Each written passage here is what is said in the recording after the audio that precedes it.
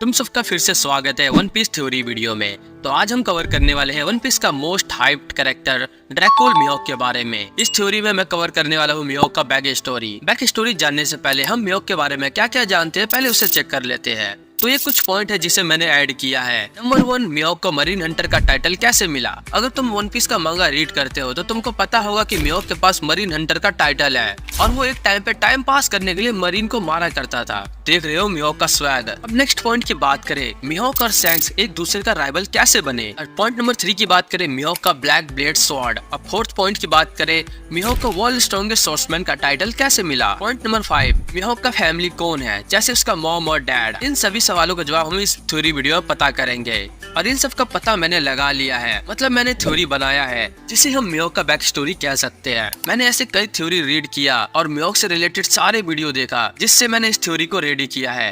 तो चलो एक एक करके इन सभी सवालों का जवाब ढूंढते हैं। तो हम बात करें मिहोक की बैक स्टोरी की तो हमें टाइम में पीछे जाना होगा। तो आज से 22 से 25 साल पहले। तो ये स्टोरी तब की है जब मिहोक का ड्रीम था वर्ल्ड स्ट्रॉन्गेस्ट स्वॉर्ड्समैन बनने का। वर्ल्ड स्ट्रॉन्गेस्ट स्वॉर्ड्समैन बनने के लिए उसको एक ऐसे पर्सन को हराना होगा जो स्वॉर्ड्समैनशिप पे गॉड लेवल पे हो। और उस टाइम पे बस एक ही कैरेक्टर था जो स्वॉर्ड्समैनशिप में गॉड लेवल पे था। उसका नाम था गोल्डी रोजर। जैसे कि तुम सबको पता होगा कि रोजर एक स्वॉर्ड्समैन था और मिहोक का ड्रीम था कि वो रोजर को डिफीट करेगा तभी वो वर्ल्ड स्ट्रॉन्गेस्ट स्वॉर्ड्समैन कहलाएगा। लेकिन रोजर वर्सेस मिहोक होता उससे पहले ही रोजर का एजुकेशन कर दिया जाता है। और तुमको पता ही होगा कि न्यूज क्या फैला था कि मरीन ने रोजर को पकड़ा और उसको मार दिया। और ये बात जब मिहोक को पता चलता है तो वो बिल्कुल ही शॉक्ड हो जाता है। फिर रोजर के मरने के बाद मिहोक को एहसास होता है कि वो वर्ल्ड का स्ट्रॉन्गेस्ट स्वॉर्ड्समैन को कभी नहीं हरा पाएगा क्योंकि वो तो मर चुका है। और ये बात मिहोक को बहुत ज्यादा ट्रिगर करने लगा और ये गुस्सा मिहोक पे इतना ज्यादा हावी हो गया कि वो एक टाइम पे मरीन को ही मारना शुरू कर देता है। क्योंकि मिहोक को तो ऐसा लगता है कि रोजर का डेथ का रीजन मरीन है, इसलिए वो मरीन को ही मारना शुरू कर देता है। और शायद इसी दौरान मिहोक ने कई सारे एडमिरल को भी मारा हो जिसकी वजह से उसको टाइटल मिला मरीन हंटर का। अब नेक्स्ट पॉइंट की बात करें, शैंक्स और मिहोक एक दूसरे का राइवल कैसे बने। अब इसी स्टोरी को कंटिन्यू करते हुए मिहोक एक टाइम पे एक ऐसा कैरेक्टर से मिलता है जो कि रोजर का क्रू मेट होता है और ये कोई और नहीं आका गामिनो शैंक्स होता है। जब मिहोक को पता चलता है कि शैंक्स रोजर का क्रू मेट था तब मिहोक शैंक्स को अपने ड्रीम के बारे में बताता है कि वो रोजर को हराना चाहता था ताकि वो कहलाए वर्ल्ड स्ट्रॉन्गेस्ट स्वॉर्ड्समैन। लेकिन ये सुनते ही शैंक्स हंस देता है मिहोक के ड्रीम पर और बोलता है कि तुम हमारे कैप्टन को कभी नहीं हरा सकते थे क्योंकि वो एक अलग ही लेवल पे थे और साथ ही साथ उनका राइवल व्हाइट बियर्ड थे जो कि वर्ल्ड स्ट्रॉन्गेस्ट मैन थे।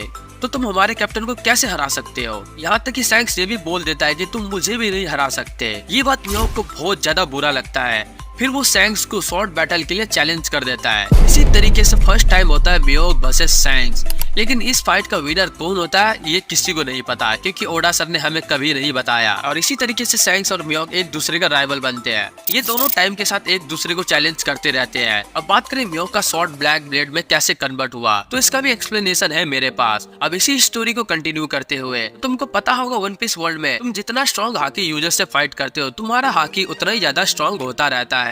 और ये हमने वानो आर्क में भी देखा था जब लूफी अपने कॉन्करर हाकी को इम्प्रूव कर रहा था। और हम ये भी जानते हैं कि शैंक्स का हाकी कितना ज्यादा स्ट्रॉन्ग है। उसने एक एडमिरल को भगा दिया था अपने हाकी से। जब मिहोक शैंक्स के साथ फाइट कर रहा था तब मिहोक अपने हाकी को और भी ज्यादा इम्प्रूव कर रहा था। वो अपने स्वॉर्ड में अपना हाकी को इंक्लूड करता था जिससे उसका स्वॉर्ड हर समय ब्लैक रहता था। लेकिन एक टाइम पे मिहोक अपना हाकी को इतना ज्यादा यूज करने लगा अपने स्वॉर्ड के साथ। हम जानते हैं कि शैंक्स का कॉन्करर हाकी कितना ज्यादा स्ट्रॉन्ग है। तो शायद इसी तरीके से मिहोक का स्वॉर्ड एक ब्लैक ब्लेड में कन्वर्ट हुआ हो। और कुछ सालों बाद जब शैंक्स ने अपना एक हाथ खो दिया तब मिहोक बहुत ज्यादा सैड हो जाता है क्योंकि शैंक्स ही एक ऐसा पर्सन था जो मिहोक को अपना फुल पोटेंशियल यूज करने पर फोर्स करता था। और मिहोक ये भी जानता है कि वन पीस के वर्ल्ड में कोई ऐसा नहीं है जो शैंक्स को रिप्लेस कर सके उसके राइवल के तौर पे। इसके साथ ही मिहोक शैंक्स को अपना राइवल के वर्दी नहीं समझता।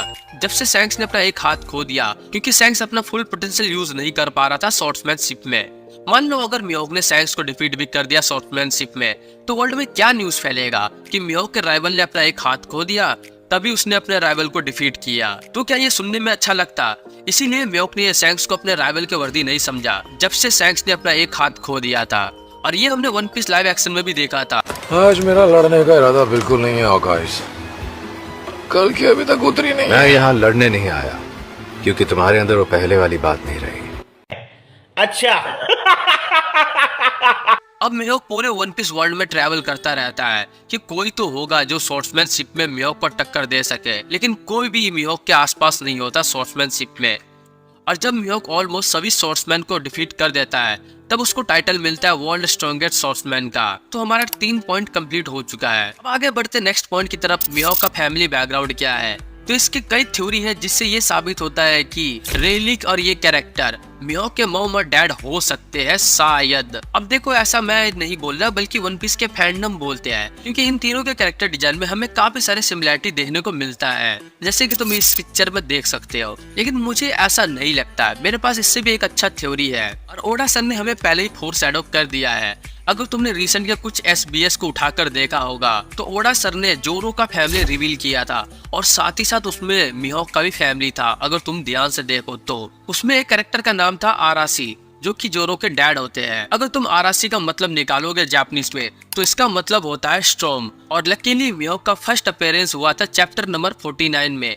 इसका टाइटल भी था स्टॉर्म, यानी कि मिहोक का कनेक्शन वानो से है और मिहोक जोरो का रिलेटिव है। अगर तुम देखोगे तो इसमें कुछ कैरेक्टर है जिससे मिहोक का हेयर स्टाइल मैच करता है। शायद मिहोक का मॉम और डैड जोरो का ग्रैंड फादर और ग्रैंड मदर हो सकती है। बाकी इसके बारे में मैं कभी फुल वीडियो बना दूंगा। तो आज के लिए यही था मिहोक का ओवरऑल बैक स्टोरी। हाँ मैं जानता हूँ इसमें काफी सारे प्लॉट होल हो सकते हैं क्योंकि मैं ओडा सर नहीं हूँ, ये बस एक फैन थ्योरी है। मैंने ऐसे काफी सारे फैन थ्योरी रीड किया और अपना कुछ थ्योरी को इंक्लूड कर मैंने इस थ्योरी को रेडी किया है। तुम क्या सोचते हो इस थ्योरी के बारे में नीचे कमेंट में जरूर बताना। अगर तुमको ऐसी वन पीस रिलेटेड थ्योरी चाहिए तो इस चैनल को सब्सक्राइब कर लेना, क्योंकि तुमको ऐसी थ्योरी बहुत सारे मिलने वाले हैं आगे जाके। बाकी मैं मिलता हूँ तुम लोग को नेक्स्ट वीडियो में किसी नए थ्योरी वीडियो के साथ।